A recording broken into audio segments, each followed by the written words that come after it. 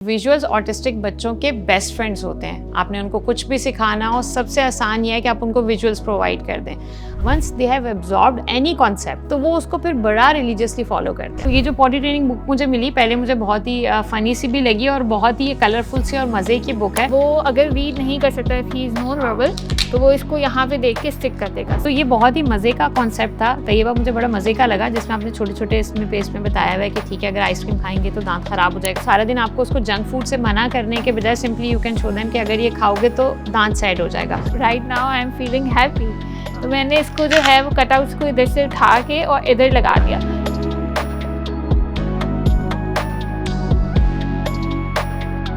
आपको याद होगा कि हमने एक वीडियो में बताया था कि विजुअल्स ऑटिस्टिक बच्चों के बेस्ट फ्रेंड्स होते हैं। आपने उनको कुछ भी सिखाना हो, सबसे आसान ये है कि आप उनको विजुअल्स प्रोवाइड कर दें। हमें उस वीडियो में नीचे बहुत सारे कमेंट्स और सवाल मौसूल हुए, जिसमें लोगों ने ये सवाल किया कि हमें ये विजुअल्स कहाँ से मिलेंगे, अगर हम खुद बनाना चाहें तो कैसे बनाएं, और हमारे कल्चर से रिलेटेड विजुअल्स आपको किस तरह से प्रोवाइड हो सकते हैं, वो रिसोर्सेज कहाँ पर अवेलेबल हैं। मॉमकास्ट ने जब रिसर्च की तो हमें पता चला कि अमूमन ऑटिस्टिक बच्चे 80 to 85% बच्चे विजुअल लर्नर होते हैं, चाहे वो न्यूरो डाइवर्जेंट हो चाहे वो न्यूरोटिपिकल हो। लेकिन जब हम यहाँ पर पर्टिकुलरली न्यूरो डाइवर्जेंट कंडीशन की बात कर रहे हैं तो उनको सिखाने के लिए बहुत ज़रूरी है कि आप फ्लैश कार्ड्स की मदद से, विजुअल्स की मदद से, स्टोरी बुक की मदद से, कार्टून्स की मदद से, पिक्चर्स की मदद से उनको सिखाएं, तो उनको वो बहुत आसानी से समझ भी आ जाता है और वो उसको फॉलो भी कर पाते हैं। हमने जब रिसर्च की तो हमें पता चला कि हमारे पास बहुत ही कम इस तरह के रिसोर्सेज अवेलेबल हैं। लेकिन जो एक रिसोर्स कराची में फ़िलहाल काफ़ी फेमस हो रही हैं, जो विजुअल्स बनाती हैं स्पेशली न्यूरो डाइवर्जेंट बच्चों के लिए, उनको आज हमने अपने स्टूडियो में बुलाया और आज हम उनसे जानेंगे कि बी बाइंडर्स के पीछे की स्टोरी क्या है। अस्सलाम वालेकुम तैयबा, कैसी हैं आप? वालेकुम अस्सलाम, अल्हम्दुलिल्लाह। So basically you are the brain behind the B binders, right? जी। सो मुझे बताएंगी कि इसका इनिशिएटिव आपने कब लिया, कैसे लिया, किस वजह से लिया? अच्छा, इसका इनिशिएटिव हमने 2021 में लिया था जब कोरोना था। सो हमने जो फर्स्ट बुक कस्टमाइज़ की थी, हमारा कोई जो है वो इरादा नहीं था कि हम एक ब्रांड बिल्ड करेंगे और हम जो है वो न्यूरोटिपिकल बच्चों के लिए काम करेंगे या न्यूरो डाइवर्जेंट के लिए काम करेंगे। हमने स्टार्टअप लिया था मैंने जो फर्स्ट बुक बनाई थी वो अपने नेफ्यू के लिए बनाई थी। मेरा इंटरेस्ट जो है वो बहुत ज़्यादा इस सवाल के अंदर है कि फिर आपने ये कैसे सोचा कि नहीं, मैं ऑटिज़म से रिलेटेड या ADHD से रिलेटेड स्टफ बनाऊं और मैं न्यूरो डाइवर्जेंट बच्चों को जो है वो इसमें टारगेट करूं। अच्छा, एज आई रिमेंबर मैंने आपको जनवरी में फॉलो किया था। जनवरी में मैंने आपको फॉलो किया था, तब आप उम्र पे जा रही थी अभी। तो मैंने आपको उस वक्त हमारा फर्स्ट बाइंडर भेजा था, तब मुझे नहीं पता था कि अब्दुल्ला जो है वो न्यूरो डाइवर्जेंट है। तो उस वक्त मैंने सारी रील्स देखना स्टार्ट कर दी थी और फिर मुझे पता चला कि अब्दुल्ला जो है वो न्यूरो डाइवर्जेंट है। आपकी रील्स देखती गई और मुझे फिर पता चला कि अब्दुल्ला इस चीज़ में स्ट्रगल कर रहे हैं, उसको यहाँ स्ट्रगल आ रही है। तो मैंने कहा वाई नॉट, बाहर मुल्कों में काम हो रहा है तो हम भी कर सकते हैं। तो बस तब हमने जो है वो स्टार्टअप लिया था। अब्दुल्ला को देख के फर्स्ट प्रोडक्ट बनाई थी और आपको सेंड की थी, और अल्हम्दुलिल्लाह अब हम 6 to 8 ऑटिस्टिक मॉम्स हैं जो उसको आगे प्रमोट करना चाह रही हैं, जो बताना चाह रही हैं कि ये प्रोडक्ट्स, ये रिसोर्सेज पाकिस्तान में है और ये कारआमद है। यहाँ पर मैं थोड़ा सा पॉज लूँगी बी बाइंडर से हट के, क्योंकि जब हम अमूमन बात करते हैं न्यूरो डाइवर्जेंट कंडीशंस की, चाहे मॉमकास्ट के प्लेटफॉर्म से करें चाहे पर्सनल कैपेसिटी में करें, तो अमूमन लोग कहते हैं कि जी आप बार बार इस बारे में क्यों बात कर रहे हैं, बार बार क्यों रील्स डाल रहे हैं। That is one of the reason कि जब लोग इर्द गिर्द देखते हैं तो बहुत दफ़ा ये होता है कि वो हमारी सपोर्ट के लिए भी आते हैं। जैसे आपने अगर अब्दुल्ला की रील देखी और आपको अंदाज़ा हुआ कि वो इस चीज़ में स्ट्रगल कर रहा है, मैं स्ट्रगल कर रही हूँ, तो आपकी सपोर्ट से मुझे बहुत ज़्यादा फ़ायदा हुआ है। एंड आगे ऑफकोर्स हम इस बारे में डिस्कस भी करेंगे कि कौन कौन सा मटीरियल ऐसा था जो आपने मुझे भेजा और जो अब्दुल्ला के लिए बहुत ही ज़्यादा फ़ायदेमंद हो। सकीना को तो फ़ायदा हो ही रहा है नेचुरली, लेकिन वो अब्दुल्ला के लिए बहुत ज़्यादा हुआ, क्योंकि न्यूरो डाइवर्जेंट के साथ काम करना बहुत मुश्किल होता है। और जैसे आपने भी कहा कि हमारे पास बहुत ही लिमिटेड रिसोर्सेज अवेलेबल हैं पाकिस्तान के अंदर। यहाँ तो आप इंटरनेट से खुद कॉपी पेस्ट करें, खुद लें, वरना ज़्यादातर जो कल्चरी है वो ज़्यादा तो गोरों का ही होता है, बहुत ही करीबी हो तो वो इंडियंस का होता है, लेकिन हमारे पास अपना नहीं होता। तसव्वुर करें कि आप कोई इमोशन फील कर रहे हो, कोई जज्बात महसूस कर रहे हो और आपको समझ में ना आए कि आप उसको किस तरह से फीलिंग की सूरत में एक्सप्रेस कर सकते हैं। ये चीज़ मैंने अब्दुल्ला के साथ, ये हेल्पलेसनेस मैंने अब्दुल्ला के साथ बहुत करीब से महसूस की। मुझे अंदाज़ा होता था कि मेरा बच्चा कुछ फ़ील कर रहा है, उसको कोई इमोशन महसूस हो रहे हैं, लेकिन वो एक्सप्रेस नहीं कर पाता कि वो क्या फ़ील कर रहा है। और आप as a mother helplessness feel कर सकते हैं कि मेरे पास कोई टूल नहीं था, मुझे पता नहीं था कि कोई ऐसी चीज़ है जो मैं अपने बच्चे को सिखा सकूँ, दे सकूँ, ताकि वो अपना एक्सप्रेस कर सके और मुझे बता सके कि वो क्या महसूस कर रहा है। मुझे इस तकलीफ़ से निकाला बी बाइंडर्स के विजुअल पैक्स ने, जहाँ पर मैं अब्दुल्ला को ये सिखा सकी कि वो अगर कोई इमोशन इमोशन फील कर रहे हैं तो वो किस तरह बआसानी उसको कम्युनिकेट कर सकते हैं। और जब आप ये चार्ट देखेंगे तो आपको अंदाज़ा होगा कि अब्दुल्ला ने इस चार्ट के ऊपर बहुत अच्छे से हाथ साफ किए हैं। और अब मुझे इतनी खुशी होती है कि अगर वो अपसेट फील कर रहे होते हैं, वो एंग्री फील कर रहे होते हैं, वो हैप्पी फील कर रहे होते हैं, तो वो आते हैं और वो मुझे बड़ा क्लियरली ये कम्युनिकेट कर सकते हैं। सो चाहे आपका बच्चा वर्बल हो चाहे नॉन वर्बल हो, दोनों सूरतों में ये जो विजुअल एड है जिसको हम पैक्स भी कहते हैं, जिसको आप फ्लैश कार्ड्स भी कह सकते हैं, ये बहुत ज़्यादा मदद करते हैं आपके बच्चों को फीलिंग्स सिखाने में। इसको इसीलिए फीलिंग्स चार्ट कहा जाता है। आज हम तैयबा से जानेंगे कि तैयबा ये किस तरह से बच्चों को मदद करता है। इस तरीके से है कि अब right now I am feeling happy, तो मैंने इसको जो है वो कटआउट्स को इधर से उठा के और इधर लगा दिया। तो बच्चा जो है उस वक्त जो फील कर रहा है वो आपको अगर नहीं बता पा रहा तो वो उस कटआउट को लेके लाइक इफ़ अब्दुल्ला और मी इज़ फीलिंग सैड तो हम यहाँ पे सैड स्टिक कर देंगे। तो अगर आपका बच्चा वर्बल है और बेयरली वर्बल है, बहुत लिमिटेड उसकी स्पीच या लैंग्वेज है, या नॉन वर्बल है, तो ये आपका फीलिंग का चार्ट है। और इसमें जैसे तैयबा ने कहा कि आप कस्टमाइज भी बनवा सकते हैं। अगर आपका बच्चा पर्टिकुलर किसी फीलिंग में स्ट्रगल कर ले तो आप इनको बताकर ये इसको अलग से भी बनवा सकते हैं। बहुत दफ़ा लोग बड़ी हैरत और गुस्से से मुझे देख के बोलते हैं कि ये अभी तक डायपर पहनता है, ये 5 साल का हो गया, इसका डायपर नहीं उतरा। सो मेरे लिए पॉटी ट्रेनिंग का सोचना कि मैं बच्चे को पॉटी ट्रेन करूँ, वो इटसेल्फ इज़ अ ट्रॉमा, और वो बहुत ही पेनफुल होता था क्योंकि मुझे लगता था कि यार मैं शुरू कहाँ से करूँ। तो ये जो पॉटी ट्रेनिंग बुक मुझे मिली, पहले मुझे बहुत ही फ़नी सी भी लगी और बहुत ही कलरफुल सी और मज़े की बुक है। अब्दुल्ला के पास ये वाली बुक थी और अब्दुल्ला ने उसको बड़ा थॉरली इंजॉय किया। जब भी आप पॉटी ट्रेनिंग की बात करते हैं तो हम ये समझते हैं कि जैसे न्यूरोटिपिकल बच्चे को होता है, एक दिन आपने उसको डायपर फ्री किया और आपने ले जाके उसको कमोड पे बिठाना शुरू कर दिया और अब वो ट्रेन हो जाएगा। ये चीज़ न्यूरोटिपिकल बच्चों के साथ डेफिनेटली काम करती है, इसमें कोई शक की बात नहीं है। लेकिन जब हम न्यूरो डाइवर्जेंट बच्चों की बात करें, बच्चों की बात करें जो स्पेक्ट्रम पे हैं, जो ADHD हैं, जो डाउन सिंड्रोम है, या जिनके साथ कोई और लर्निंग डिसेबिलिटी है, तो आपको ये चीज़ जहन में रखना बहुत ज़रूरी है कि पहले बच्चे को आपने प्रिपेयर करना है, क्योंकि इन बच्चों में सेंसरी इश्यूज़ भी होते हैं। अगर आपने एक दिन उसको आउट ऑफ नोवेयर डायपर नहीं पहनाया तो वो सारा दिन एक अलग ही एजिटेशन में रहेगा, वो उसके सेंसरी इश्यूज़ को ट्रिगर कर देगा, जिसके नतीजे में चांसेस हैं कि बच्चा खुदा न खास्ता रिग्रेस ना कर जाए। So this is very important to understand कि पहले कोई भी चीज़ आपने स्टार्ट करने के लिए, जैसे हमने शुरू में भी कहा था कि विजुअल्स आपके बच्चों के बेस्ट फ्रेंड हैं। सो पहले आपने उसको प्रिपेयर करना है कि आप किस प्रोसेस में दाखिल हो रहे हैं, उसके क्या स्टेप्स होंगे। सो इसमें जो सबसे पहला पेज है उस पर है the toilet is located in the bathroom. So आपने ये बच्चे को सिखाया, मैंने अब्दुल्ला के साथ ये किया था। एटलीस्ट 2 वीक्स मैंने ये किया था कि डेली बेसिस के ऊपर मैं उनको ये लेकर बैठती थी और मैं सिर्फ उनको ये बुक दिखा रही थी और उनसे मैं पहली दफ़ा मैंने खुद लगाया। अब्दुल्ला की चूँकि विजुअल लर्निंग बहुत स्ट्रॉन्ग है माशाल्लाह से, सो उसके बाद से वो हर दफ़ा खुद लगाते थे और वो सीक्वेंस उनको पता था कि ठीक है हम बाथरूम में बैठते हैं, ये पूरा इस तरह से पेस्ट करने का होता है। And then when I will sit on the toilet when I have to go pee और पूप, तो उसने फिर ये दोनों यहाँ पर पेस्ट कर दिए। सो ये हमने एटलीस्ट उनके साथ 2 वीक्स किए थे। उस प्रोसेस से पहले जो प्रैक्टिकल है जिसमें आपने बच्चे को डायपर फ्री रखना है, बाथरूम बार बार लेकर जाना है, उससे पहले हमने ये किया था। और मैं इसमें मज़े की बात ये करती थी कि इसको मैंने जो अब्दुल्ला के बाथरूम के बाहर वाला जो रैक था उसी पे रखा हुआ था ताकि मैं उसको सारा दिन दिखा सकूं। इवन डायपर में भी जब उसको बाथरूम लेकर जाती थी तो वापस लाके मैं उससे ये स्टेप ज़रूर करवाती थी।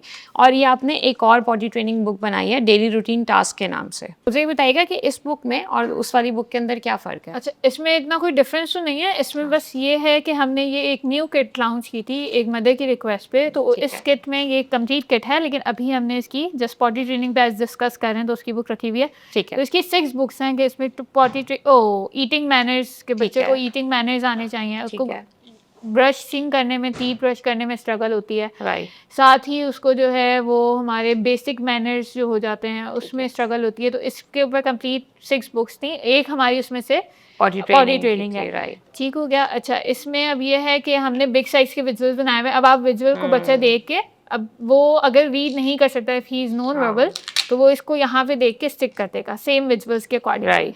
तो इसी तरीके से इसमें सेम विजुअल्स आ रहे हैं कि बच्चा जो है वो टॉयलेट पे उसने सिट किया हुआ है, ठीक है, वो बैठा हुआ है, इसी तरीके से उसने विजुअल्स को देख के इसको जो है वो करते जाना है। Right. सो ये बच्चे को उसके कंप्लीट प्रोसेस में हेल्प करेगा। और इसका ये है कि अब तक जो हमें रिव्यूज़ आए हैं के बच्चों को हेल्प कर रहे हैं और काफ़ी पॉटी ट्रेंड हो गए हैं। जब भी हम ऑटिस्टिक बच्चों की या न्यूरो डाइवर्जेंट बच्चों की बात करते हैं तो डेंटल हाइजीन एक बहुत बड़ा चैलेंज होता है कि आप कैसे बच्चे को आगाह करें, कैसे उसको ये समझाएं कि दांत ब्रश करना ज़रूरी है, दांत ब्रश कैसे करना है, स्पिट कैसे करना है, पेस्ट कितनी लगानी है, ये चीज़ें समझाना एक बहुत बड़ा चैलेंज होता है। सो ये बहुत ही मज़े की थी। अब्दुल्ला को तो ये बहुत पसंद आती है, कभी कभार वो इसको उल्टा भी जोड़ देते हैं, लेकिन हम इसके ऊपर बात करेंगे कि अब्दुल्ला को ये सिखाने में बड़ी आसानी हुई कि अगर आप चेरी खा रहे हैं, अगर आप ग्रेप्स खा रहे हैं, अगर आप खीरा खा रहे हैं तो वो आपकी दांतों के लिए बहुत सेहतमंद है। लेकिन अगर आप आइसक्रीम खा रहे हैं, फ्राइज़ खा रहे हैं, पिज़्ज़ा खा रहे हैं, बर्गर खा रहे हैं, सोडा पी रहे हैं, तो ये आपकी दांतों को ख़राब कर देता है। अच्छी बात यह है कि जब भी हम न्यूरो डाइवर्जेंट बच्चों की बात करते हैं, once they have absorbed any concept, तो वो उसको फिर बड़ा रिलीजियसली फॉलो करते हैं। सो आपकी स्ट्रगल होती है उसको वो समझाने तक, उसको वो लर्न करवाने तक। एक दफ़ा उन्होंने लर्न कर लिया तो आपके लिए बहुत ज़्यादा आसानी होती है, फिर वो उसी पैटर्न को फॉलो करते रहते हैं। सो अब्दुल्ला को मैंने सिखाया, आप इसकी हालत से भी देख के अंदाज़ा लगा सकते हैं कि अब्दुल्ला ने इसको अच्छे से इस्तेमाल किया हुआ है। सो ये बहुत ही मज़े का कॉन्सेप्ट था। तैयबा मुझे बड़ा मज़े का लगा, जिसमें आपने छोटे छोटे इसमें पेस्ट में बताया हुआ है कि ठीक है, अगर आइसक्रीम खाएंगे तो दांत ख़राब हो जाएगा और दांत उदास हो जाएगा। तो ये चीज़ ऐसी है कि इसको आप सामने रखें और बच्चे को सारा दिन आपको उसको जंक फूड से मना करने के बजाय simply you can show them कि अगर ये खाओगे तो दांत सैड हो जाएगा, and they are very very sensitive. So वो किसी को सैड या अपसेट अमूमन नहीं करना चाह रहे, तो ये चीज़ मैंने ऑब्जर्व की है। उसका अगला स्टेप ये है, ये तैयबा आप हमें बताएंगे कि कैसे यूज़ होगा। ये इस तरीके से है कि यहाँ पे आपको एक पेस्ट दिया हुआ है और एक ब्रश दिया हुआ है। आपने इसको एज अ एक्टिविटी यूज़ कर लिया कि आपने उस पर मार्क कर दिया, ठीक है, कि ये कैविटी है। अब उस बच्चे को उसको कैविटी को रिमूव करना है, तो उसको एक तरीके से वो प्लेफुल तरीके से, ठीक है, पेस्ट से रिमूव कर रहा है जी। अब उसने ब्रश कर लिया, ठीक है, तो ये एक तरीके से कि बच्चा अब उसको आदत हो जाएगी कि हाँ मैंने रोज़ जो है वो टीथ ब्रश करना है और ऐसे मेरी कैविटी रिमूव होगी। सो ये प्लेफुल एक्टिविटी है जो आप उसको इंट्रोड्यूस करवाने से पहले करा सकते हैं। अच्छा, इस तरह के जो फ्लैश कार्ड्स होते हैं वो अमूमन अब्दुल्ला के लिए मैंने बाथरूम में भी लगाए हुए होते हैं। सो नेक्स्ट जो है वो ये बुक है, I can brush my teeth right. So ये कैसे यूज़ होगी? अच्छा, इसमें भी अब यही सेम है कि अगर बच्चा नॉन वर्बल है, वो उसको रीड नहीं कर सकता, तो वो विजुअल्स देख के, ठीक है, उसने विजुअल देख लिए कि यहाँ पे ये बना हुआ है कि बच्चे ने पहले तो फ्लॉस करना है, ठीक है, ठीक है। देन हमारा सेकंड आ जाता है कि ब्रश करना कितना इंपॉर्टेंट है, कैविटी को रिमूव करना। तो यहाँ पे सेम जो है जो पिक्चर बनी हुई है, बच्चा सेम ही स्टिक कर देगा। उसी तरीके से बच्चे ने जो है वो टूथपेस्ट अप्लाई करना है, तो उसका यहाँ पे तो उसने ये लगा दिया और फिर उसने जिस पे टूथपेस्ट अप्लाई करना है तो वो टूथ ब्रश पे आ गया, राइट। इसी तरीके से उसने जो है वो रिंस योर माउथ करना है, तो वाटर आ गया वहाँ पे। फिर ब्रश योर टीथ है, तो उसने जो है वो brush teeth, like same visuals होते हैं ना, तो ये बच्चे को बहुत हेल्प करता है, बहुत ज़्यादा हेल्प करता है। बेसिकली वो उसकी पिक्टोरियल मेमोरी जो है ना वो उस चीज़ से बन रही होती है। देन ये लास्ट हमारा आएगा कि हैप्पी टूथ हो गया हमारा, हमें सारे ये हमारा हैप्पी टीथ हो गया, राइट। सो ये इसमें आपने लास्ट में लिखा हुआ है कि brushing your teeth makes your teeth happy and healthy. So ये बेसिकली है। सो ये इसका मुझे अच्छी चीज़ ये लगती है कि यहाँ पर सब पेस्ट हुए हैं, आपने 1 दफ़ा 2 दफ़ा 3 दफ़ा बच्चे को ये करके बताना है, and once they recognise this कि ये पैटर्न है तो वो उसको जनरलाइज कर लेते हैं। अगर उसने फ्लॉस का 1 दफ़ा यहाँ पर देखा तो आपके बाथरूम में जो फ्लॉस रखा हुआ है वो उसको नेचुरली यूज़ करना शुरू कर देगा। और इससे ये भी होगा कि कटआउट्स खोएंगे नहीं, यहाँ पे सारे कटआउट्स आपने वापस पेस्ट कर दिया, एग्जैक्टली। सो इसमें जब आपने ये स्टेप्स फॉलो कर लिए हैं तो ये लास्ट स्टेप है ब्रशिंग माई टीथ का, कि लेट्स से आपने जिस भी दिन से स्टार्ट करवाया है तो उस दिन आप उससे ये पेस्ट करवाएं कि संडे था, सुबह ब्रश कर लिया तो वो यहाँ पेस्ट कर दें, और ये रात में ब्रश कर लिया तो वो यहाँ पेस्ट कर दें। सो दिस इज़ वेरी इंपॉर्टेंट। अच्छा, इसका इसलिए भी ज़रूरी होता है, हम किसी वीडियो में इंशाल्लाह बहुत डिटेल में भी बात करेंगे, यहाँ पर मैं मुख्तसरन सा बता दूँ कि डेली रूटीन जो है वो प्रेडिक्टेबिलिटी, जैसे मैंने कहा, उनके लिए बहुत इंपॉर्टेंट है। डेली रूटीन बहुत इंपॉर्टेंट होती है। सो अगर वो देखेंगे ना कि आज संडे था और मैंने ये नहीं किया, या लेट्स से मैंने मॉर्निंग का किया है, नाइट का नहीं किया, और आप बच्चे को दिखाते हैं कि देखो ये रह गया, तो वो ऑटोमेटिकली खुद ही से अपने एंजाइटी को कंटेन करने के लिए वो जाकर ये करते हैं। सो ये बहुत इंपॉर्टेंट ये होता है कि इनको आपने एक दफ़ा डेली रूटीन में लाना है, एंड देन फिर आपने सब उनको शो करना है कि ये चीज़ आज नहीं हुई जो एज अ पैटर्न होती है। सो वो खुद जाके अपना पैटर्न कंप्लीट करके उसको फॉलो करते हैं। इसके लिए भी बहुत इंपॉर्टेंट ये है कि या तो आप इसको बाथरूम में या बाथरूम के बाहर, जहाँ पर अमूमन जिन लोगों के पास न्यूरो डाइवर्जेंट बच्चे होते हैं उन्होंने चार्ट्स लगाए हुए ही होते हैं बाथरूम में, बाथरूम के करीब उनके बेडरूम में, सो वहाँ पर आप ये पेस्ट कर दें। इट्स इट्स वेरी इंपॉर्टेंट कि आप इनको रोज़ाना से फॉलो करवाएं। इससे होगा ये कि आपको पीछे नहीं पड़ना पड़ेगा कि तुमने ब्रश किया या नहीं किया। अगर ये पेस्ट है बच्चे की रीच के अंदर है, वो उसको खुद से पेस्ट कर सकता है, खुद से निकाल सकता है, तो ये इस चीज़ को वो खुद से फॉलो करेंगे। अब मुझे जो सबसे अच्छी बात ये लगी इन सारे जो भी पैक्स का विजुअल मटेरियल है, विजुअल एड जिसको हम कह सकते हैं, वो ज़्यादातर इन चीज़ों को मद्देनज़र रखकर है कि वो बच्चे को इंडिपेंडेंट करे। सो आपका ज़्यादा मटेरियल ऐसा है कि अगर मैंने बच्चे के साथ 1 हफ़्ता 2 हफ़्ता बैठ के उसको लर्न करवा दिया है, तो वो उसको खुद फॉलो करेगा। एग्जैक्टली ऐसा नहीं है कि हर दफ़ा उसको किसी की सपोर्ट की ज़रूरत है, क्योंकि देखिए being a mother of neuro divergent child, मेरा ख्याल है हमारी सबसे पहली जो एक प्रायोरिटी होती है वो ये होती है कि हमारा बच्चा as soon as possible independently ज़िंदगी गुजारने के लायक हो जाए। जो डेली रूटीन की चीज़ें हैं, डेली चोर्स हैं, वो उनको खुद से कर सके। So thank you so much Tayyaba कि आप टाइम निकाल कर आई।